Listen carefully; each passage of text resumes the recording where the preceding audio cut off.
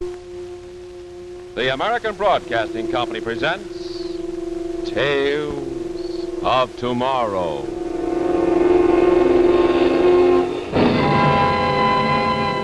Produced in cooperation with the Science Fiction League of America.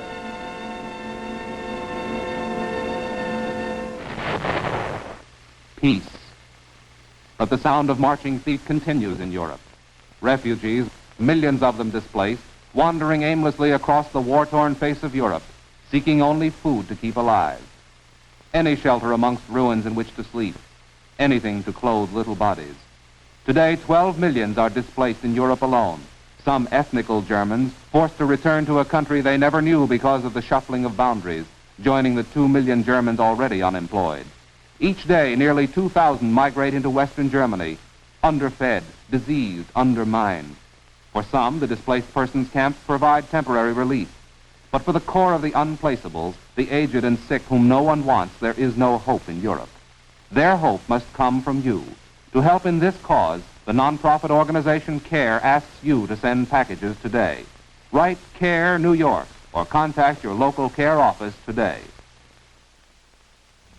Tonight, Tales of Tomorrow presents Blunder, starring Robert Allen and Anne Loring.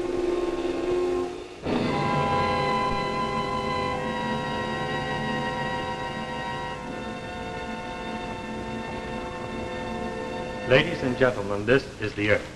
Just as it might look if you were standing on the planet Venus instead of being here in this planetarium. Earth being 25 million miles from Venus, our planet would not look much bigger than a giant. And even at that, there wouldn't be many days on Venus when the atmosphere would let you see as much of it as this. Now, we have had so many questions about what might happen if an atomic explosion got out of hand, or if a comet came swinging our way and made a collision, that we have made an arrangement to let you see how it might look from out in space. Of course, you must understand, this isn't anything that's going to happen. The interesting thing is that it wouldn't look like much at all, even if it did happen. Just some light flaring up like this. And perhaps going on that way for a few million years. Or maybe just scattering off into gas in no time at all. The mathematical odds against a comet or a wild star swinging into the Earth's orbit are enormous. And of course, there isn't any human being foolish enough to touch off anything that might get all the way out of control, even with the A-bomb and the H-bomb. No, scientists believe that the end of the world, when it comes, will be a natural one, not man-made. And it will not come for a matter of some 15 billion years. So I suppose we can all just sit back and relax. Of course, there isn't any human being foolish enough.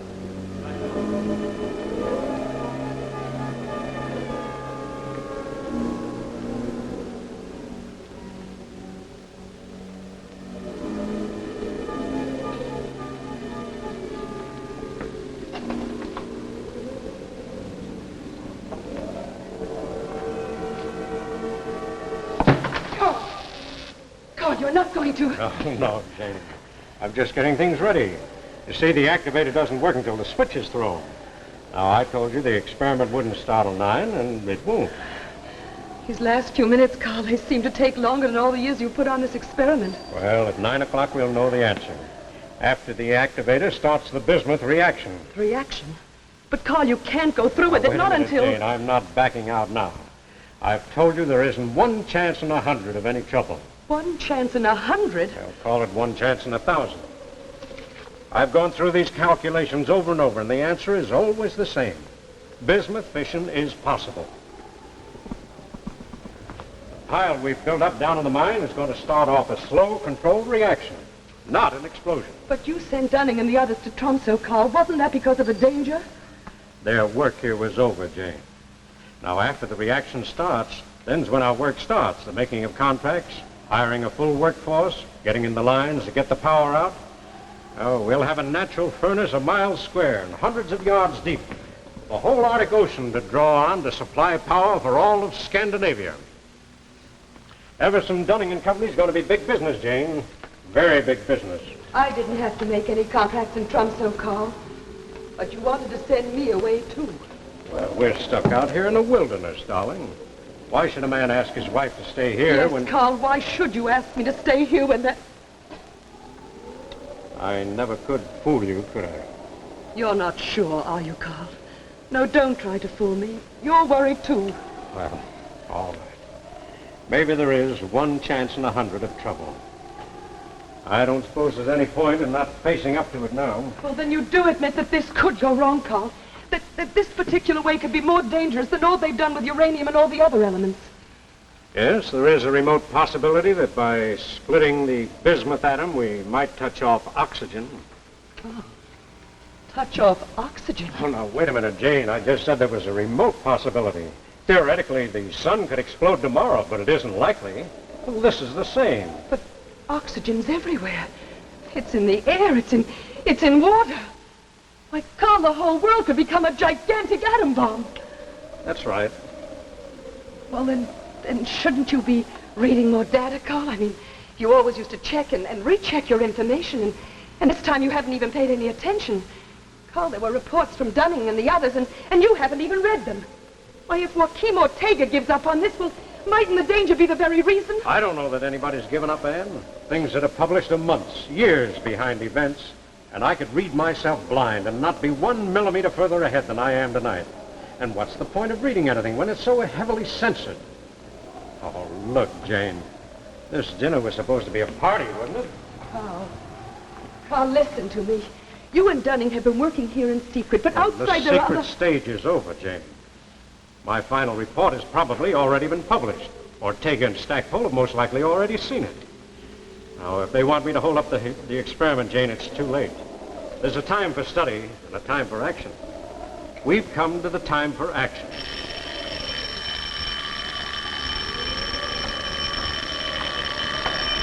Running at Thompson, calling Carl Everton. Hello. Thompson. Hello, here. This is Carl. What is it? Carl, are you still holding to the schedule? All set. It goes off at 9. The thing is, someone's been trying to get through on the phone from London. I'm not sure what it's about. I can't take any messages now, Hugh. This is important, Carl. Well, I'll get in touch with you when it's over. I'll be busy till then, so don't try to call me back. Carl, listen to me. You've got to...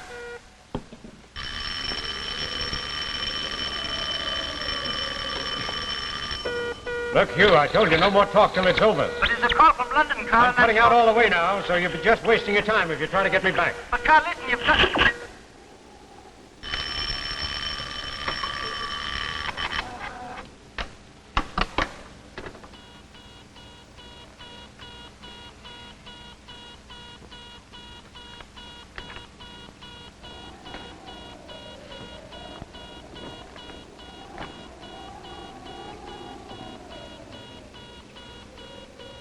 Well, here's to the fission of an element they said could never be split.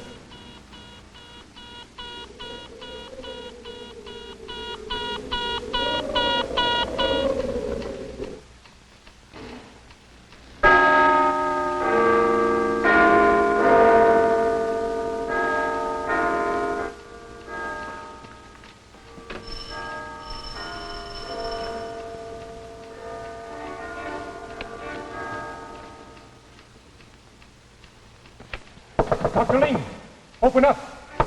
Hurry. Who is it? Open up, Chu Ling. It's Stackpole. Why, hello, you come in. No, there isn't time. Have you read the Zurich Quarterly yet? Why, we're just starting it. Just why, what's the matter? It's Everson. He's experimenting with that bismuth fission theory of his. Experimenting? Yes, I know. It'll set off an oxygen reaction. We know it, but Everson doesn't. How far has he gone? I don't know. I've been trying to get Dunning on the telephone all day. I can't get through. Well, what shall we do? I've chartered a plane. We've got exactly 10 minutes to get to the airport. Wait till I get my coat. Good. I'll get a cab. The cabbie! Cabbie, here! Cabbie! Wait, Stackpole! Wait, I'm coming!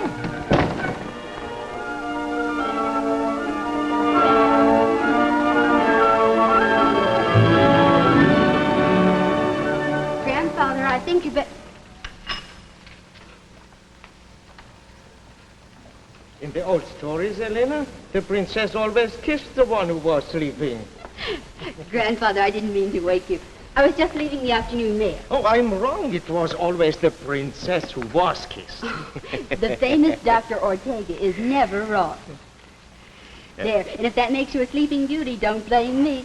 At my age, Helena, names mean little, kisses mean much. So whenever you see me dozing, this cable came with the mail? Yes, it came about a half an hour ago. I was wondering whether I should wake you, and then I thought... Is it bad news, Grandfather? Grandfather, the cable, is it bad news? It's from Stackpole in London. He has seen a new report by Everson. Elena, yes. The Zurich Review with my article on bismuth. The issue should have been in Stockholm and Oslo for almost a week now, no? You've asked me that before. It's been out there since the 12th. If Everson has seen my article, he can't be so insane as to go ahead. It was in warning to Everson that I wrote the article. Got the material declassified exactly for him to see. He must have seen it by now. He always reads everything that you... Yes. Everson always used to read everything in his field. But he has been cut off from all of us up there for years. Crumbs from our table. That's all he has been able to get his hands on.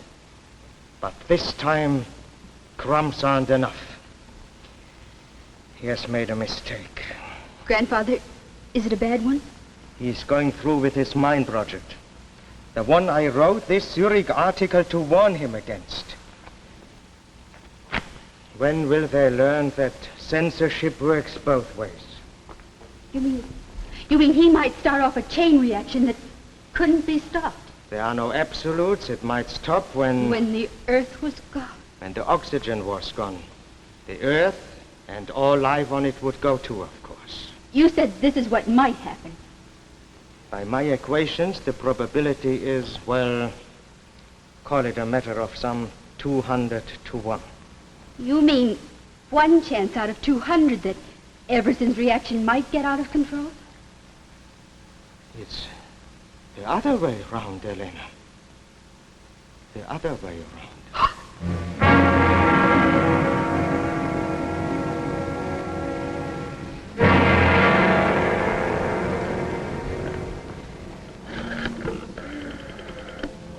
Operator, this is Joachim Ortega calling. I want to put in a person-to-person call to Washington. To the President. Yes? The President of the United States. Dunning, you don't seem to understand. It's a disastrous mistake that Everson's made. Chuling and I have flown here from London to try and stop him in time. Aye, that I can understand. You can They're all great lads for stopping things. You can read it for yourself here in this article Ortega put out. Everson hasn't allowed for the factor of K under pressure. I'm an engineer, Stackpole, not a nuclear physicist like yourself and your friend here. I've read your article through twice, and I can see nothing that affects our plans at the mine. If you will excuse me, Mr. Dunning, there might not be 20 people in the world who could understand this warning which Dr. Ortega has written. But Carl Everson is one of them. If he is proceeding, it can only mean that he has not read the warning. I've sent on every scientific journal that's come to us here in Tromsco. If ye say that the journal's been out for since the 12th, well, it's been in Carl's hands now for 3, maybe 4 days now. Dunning, we're wasting time, and there may not be much of it left for any of us. You said that you were in touch with him not 10 minutes ago. Will you please get in touch with him again? I'll tell him that you didn't want us to interrupt him. I'll tell him that black is white. Anything, if you'll just let us read these equations to him. Gentlemen, I'm sorry, but I cannot do such a... Beg your pardon, Mr. Dunning. We haven't much time left in which to avert this error. The radio, if you please. Well, I'll be... The radio, if you please, Mr. Dunning.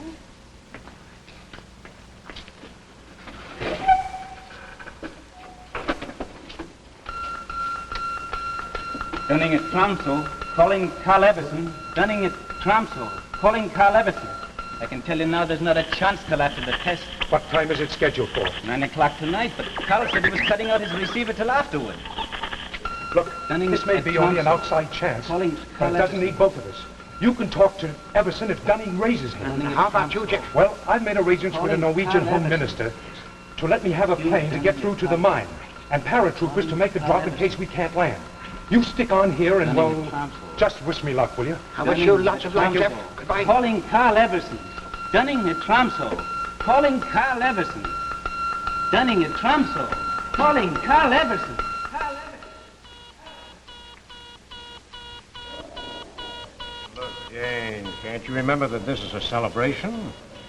In exactly 18 minutes, we'll be showing the world a wonder that'll still be supplying light and heat and power for centuries to come. What about the children, Carl? What happens to the children of the world? Well, they'll be born into a world of plenty. Food, heat, shelter for all. No, I mean, if this goes wrong. It can't go wrong. But, Carl, if it does.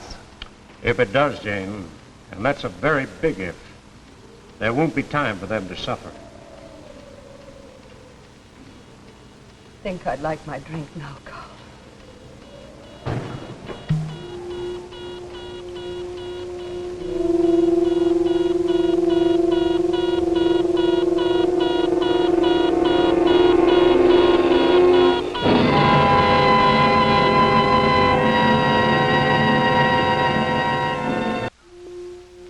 And now we return to our tale of tomorrow, Blunder.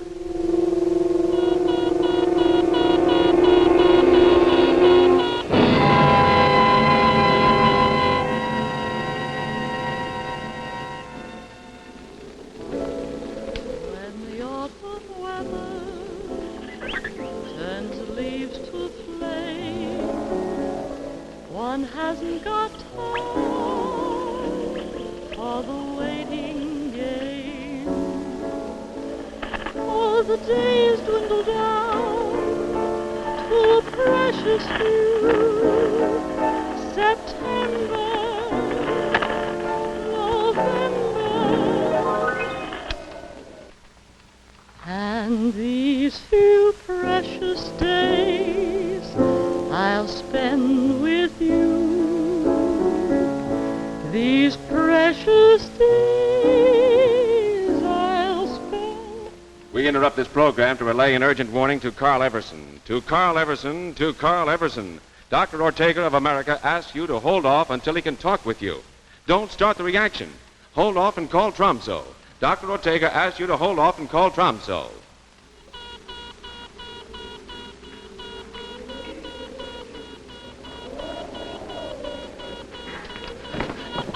Turning at Tromso, calling Carl Everson, turning...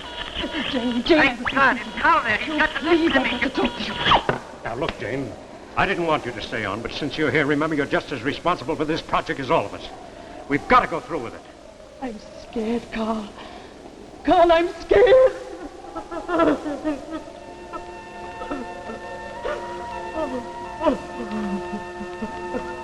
I'm sorry, Jane.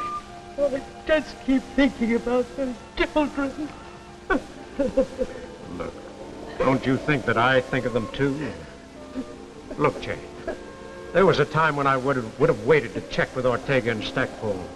But now it's different. There's a limit to what I can tell them. There's a limit to what they can explain to me. They publish things, sure. Yes, darling, they do publish a little, but what? But it's just the scraps, darling. In Moscow and Leningrad, they can't even publish scraps. But if I can once show them that bismuth fission is a workable, existing reality, I'll make them all talk. Not about war and weapons, but about the full development of this wonderful new power that's coming into our hands. About the simple, inexpensive plants that they can set up all over the world. I'm thinking of the peaceful development for all the billions of people who've never had enough to eat, of this cheap, limitless power that can end poverty in the world. Oh, Carl. Carl, that's a wonderful dream. But the responsibility, do you have the right to take that on yourself?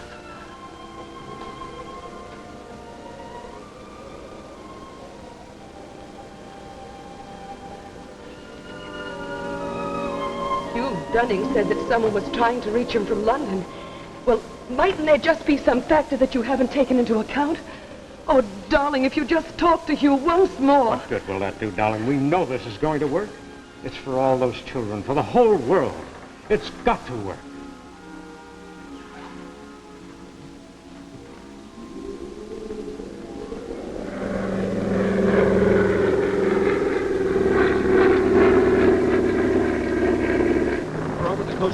Stackpole. It'll be a few moments now. Does the pilot know his way from here? Yes, we've trained over this area.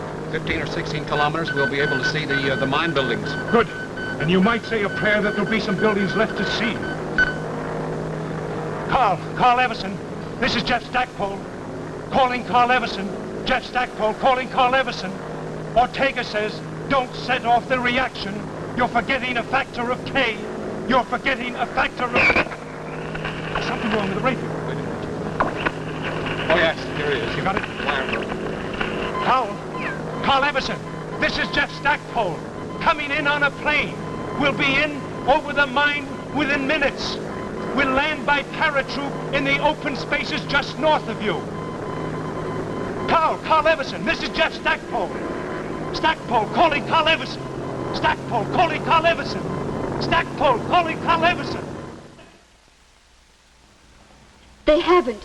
Well, please have them keep trying. Yes, it's top priority and very urgent. Thank you.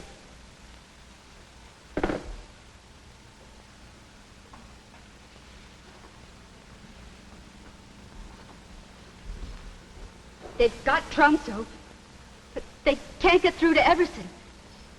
Chuling's there with Dunning, but they can't get Everson to answer.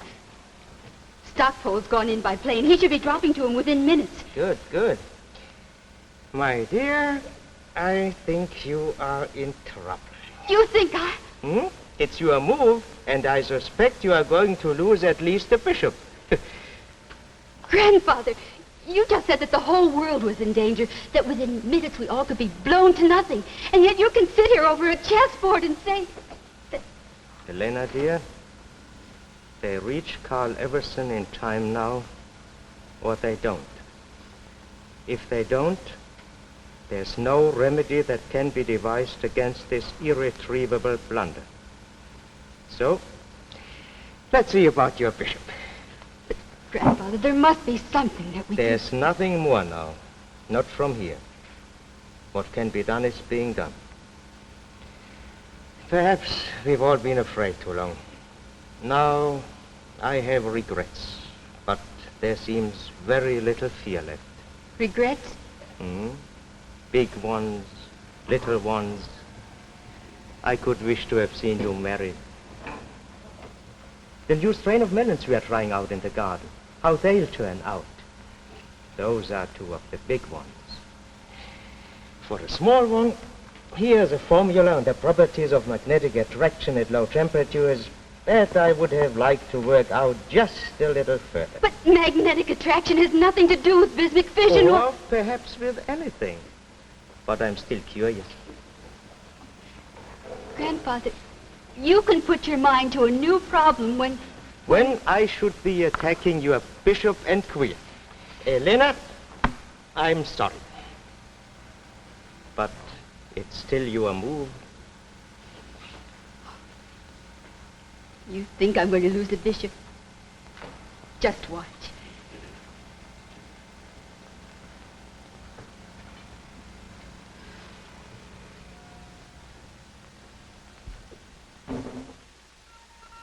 Urgent warning to Carl Everson. Urgent warning to Carl Everson. Don't touch off the reaction. Don't touch off the reaction if you see or hear a plane approaching. That is Stackpole trying to help you. Urgent warning to Carl Everson. Dr. Ortega says you're wrong, absolutely, positively wrong. Urgent warning to Carl Everson. Urgent warning to Carl Everson. Calling Carl Everson. Stackpole calling Carl Everson. Jump.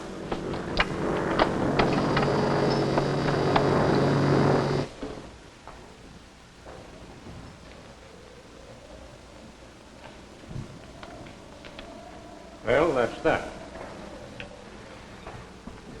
Well, it's just minus 52 seconds, darling. Oh. After it happens, will it be long before we...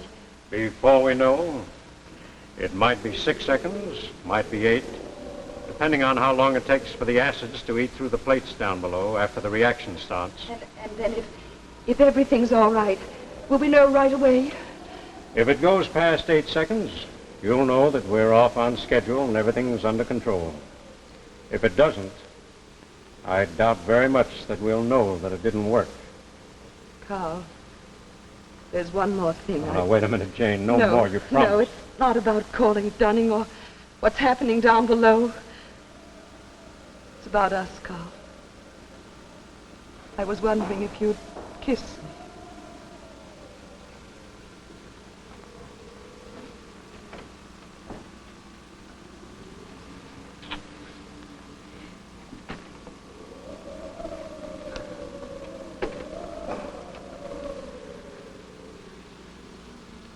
Jane.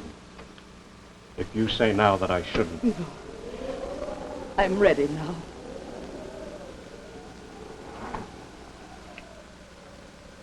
It's time.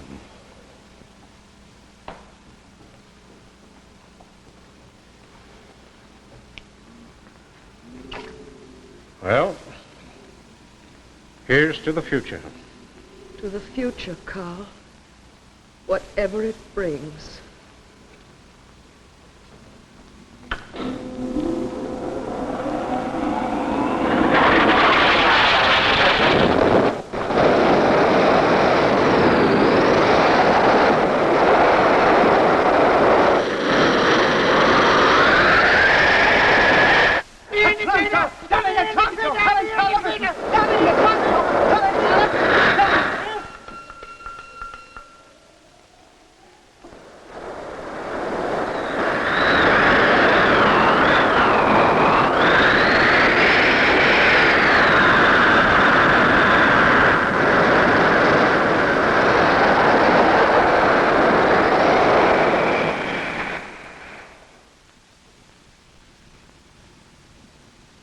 And of course, there isn't any human being foolish enough to experiment with atomic fission.